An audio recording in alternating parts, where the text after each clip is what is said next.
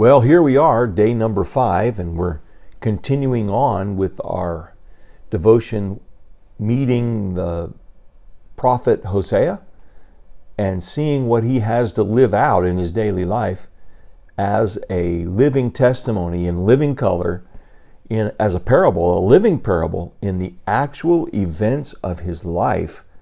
He's been asked to play the part of God. He's supposed to stand before the people of Israel and live out something in the texture of his life that actually reveals and indicts Israel for their sin in departing from the living God. Prophets did all sorts of things to play act and to bring that parable into the view of the people of Israel. And almost always it was a rebuke and a call to repentance, a call to turn and return to the living God, Yahweh, whom they had departed from, in order to serve Shemosh, Baal, Molech, and various other iterations of Baal, the golden calves of Jeroboam, the son of Nebat. Over and over, they were reverting to the Canaanitish religions, the Sidonian religion, the religion of Tyre and Sidon through Jezebel, and it was always the same old, leaving the living God of Israel, Yahweh, and opting for the Baals, the Belshazzar, or not Belshazzar was the name of one of the Israelites, named after one of the gods of Babylon. So whether it was in Egypt, Assyria, Babylon, or amongst the Canaanitish relapses into religion, the Israelites found themselves over and over needing to hear a call to turn and return to the God of Israel. So here we go. Hosea continues to play the part of Yahweh, the living God, the God of Israel. So we turn our attention then today to this simple passage, just for the next few moments. And it looks like that we're going to spend some time moving through the book of Hosea. It's a smaller book, and we have an opportunity to continue our devotions right on through the book of Hosea and see in full living color the heart of God, the plan he has for the future, and then where the people of Israel fall short and blow it. And then we can ask that same question of ourselves. So I just want to look at the 10th verse of Hosea today, and we read these words: "Yet the Israelites will be like the sand." That was yesterday's verse. The one that we see before us, that we need to see before us today, is this one. "The people of Judah and the people of Israel will come together." Okay, now Israel and Judah have been separated. Judah is the southern kingdom, Israel is the northern kingdom, and they divided at the time of Rehoboam, the son of Solomon. And the northern kingdom was under the leadership of a man who was anointed and selected by God to lead them, Jeroboam, the son of Nebat. But he became paranoid that the 3 times of the year that all the Israelites would travel south to Jerusalem and present themselves before the Lord, that this would erode his political power and result in the loss of his office, the destruction of his family, and the reunification of the northern and southern kingdoms. And out of this paranoia, he opted to put up 2 golden calves, one in Bethel and the other in Dan, appoint people to priesthood that were not Levites, and name the golden idols Yahweh.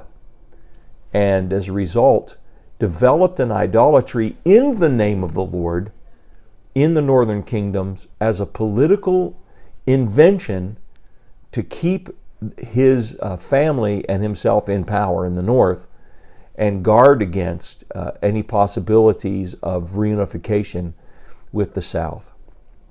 Every sin of every king moving forward was always compared to this particular king, Jeroboam the son of Nebat, in that he caused the people of Israel to sin and to turn away from the living God, to turn towards idolatry. And he did it by selling it in the name of Yahweh. Wow, what a despicable act.